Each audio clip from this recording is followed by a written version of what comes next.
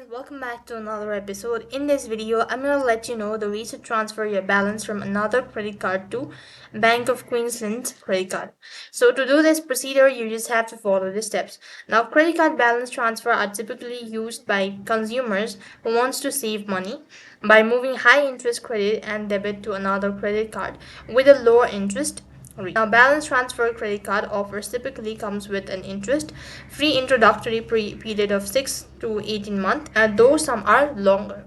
Now, to do this procedure, you just have to go and log in into your bank account, and then you just have to go and log in into your account. When you're logged in from the home page, you could go ahead and press the transfer button, and then you need to go ahead and enter the recipient details, the exact amount, and confirm and initiate the transaction by reviewing all of the information that you have provided. So that's how you can transfer your balance from another credit card to Bank of Queensland credit card. That's all for this video. I hope the video was helpful.